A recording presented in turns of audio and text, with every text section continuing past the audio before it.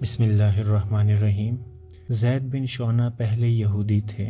ایک مرتبہ کہنے لگے کہ نبوت کی علامتوں میں سے کوئی بھی ایسی نہیں رہی جس کو میں نے حضور صلی اللہ علیہ وآلہ وسلم میں نہ دیکھ لیا ہو، بجز دو علامتوں کے کہ جس کے تجربے کی اب تک نوبت نہیں آئی تھی۔ ایک یہ کہ آپ صلی اللہ علیہ وآلہ وسلم کا حلم آپ صلی اللہ علیہ وآلہ وسلم کے غصے پر غالب ہوگا، دوسرا یہ کہ آپ صلی اللہ علیہ وآلہ وسلم کے ساتھ کوئی جتنا بھی جہالت کا برتاؤ کرے گا، اسی قدر آپ صلی اللہ علیہ وآلہ وسلم کا تحمل زیادہ ہوگا۔ میں ان دونوں کے امتحان کا موقع تلاش کرتا رہا اور آمد و رفت بڑھاتا رہا۔ ایک دن آپ صلی اللہ علیہ وآلہ وسلم حجرے سے باہر تشریف لائے۔ حضرت علی رضی اللہ تعالیٰ عنہ آپ صلی اللہ علیہ وآلہ وسلم کے ساتھ تھے۔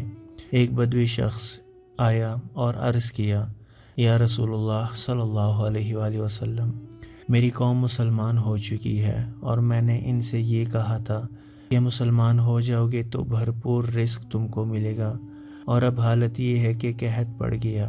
مجھے ڈر ہے کہ وہ اسلام سے نہ نکل جائیں۔ اگر رائے مبارک ہو تو آپ صلی اللہ علیہ وآلہ وسلم کچھ اعانت ان کی فرمائیں۔ حضور صلی اللہ علیہ وآلہ وسلم نے ایک شخص کی طرف جو غالباً حضرت علی رضی اللہ تعالیٰ عنہ تھے دیکھا تو انہوں نے عرض کیا کہ حضور صلی اللہ علیہ وآلہ وسلم موجود تو کچھ نہیں رہا۔ زید جو اس وقت تک یہودی تھے اس منظر کو دیکھ رہے تھے، کہنے لگے کہ محمد صلی اللہ علیہ وآلہ وسلم، اگر آپ ایسا کر سکیں کہ فلاں شخص کے باغ کی اتنی کھجوریں وقت معین پر مجھے دے دیں تو میں قیمت پیشگی دے دوں اور وقت معین پر کھجوریں لے لوں گا۔ حضور صلی اللہ علیہ وآلہ وسلم نے فرمایا، یہ تو نہیں ہو سکتا، البتہ اگر باغ کی تعین نہ کرو تو میں معاملہ کر سکتا ہوں۔ میں نے اس کو قبول کر لیا اور کھجوروں کی قیمت 80 مسقال سونا، ایک مسقال مشہور قول موافق 4.5 ماشے کا ہوتا ہے، دے آیا۔ آپ صلی اللہ علیہ وآلہ وسلم نے وہ سونا اس بدوی کے حوالے کر دیا اور فرمایا کہ انصاف کی رعایت رکھنا اور اس سے ان کی ضرورت پوری کر لو۔ حضرت زید رضی اللہ تعالیٰ عنہ کہتے ہیں کہ جب کھجوروں کی ادائیگی کے وقت میں 2-3 دن باقی رہ گئے تھے، حضور صلی اللہ علیہ وآلہ وسلم صحابہ کرام رضی اللہ تعالیٰ عنہم اجمعین کی ایک جماعت کے ساتھ، جن میں حضرت ابوبکر، حضرت عمر و حضرت عثمان رضی اللہ تعالیٰ عنہم بھی تھے، کسی کی نماز جنازہ سے فارغ ہو کر ایک دیوار کے قریب تشریف فرما تھے۔ میں آیا اور آپ صلی اللہ علیہ وآلہ وسلم کے کرتے اور چادر کے پلو کو پکڑ کر نہایت ترش روی سے کہا کہ اے محمد صلی اللہ علیہ وآلہ وسلم، آپ صلی اللہ علیہ وآلہ وسلم میرا قرض ادا نہیں کرتے۔ خدا کی قسم میں تم سب اولاد عبد المطلب کو خوب جانتا ہوں کہ بڑے نادہندہ ہو۔ حضرت عمر رضی اللہ تعالیٰ عنہ نے غصے سے مجھے گھورا اور کہا کہ اے خدا کے دشمن، یہ کیا بک رہا ہے؟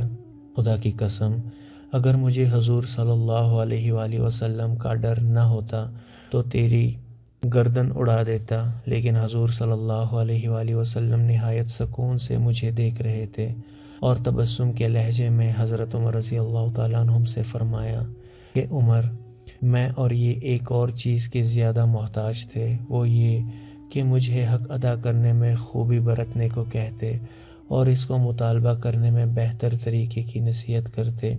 جاؤ، اس کو لے جاؤ، اس کا حق ادا کر دو، اور تم نے جو اسے ڈانٹا ہے اس کے بدلے میں 20 سا تقریباً 2 من کھجوریں زیادہ دے دینا۔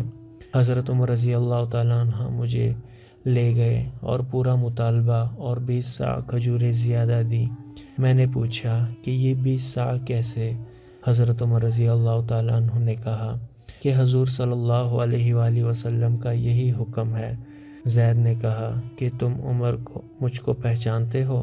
انہوں نے فرمایا کہ نہیں۔ میں نے کہا میں زید بن شعنہ ہوں۔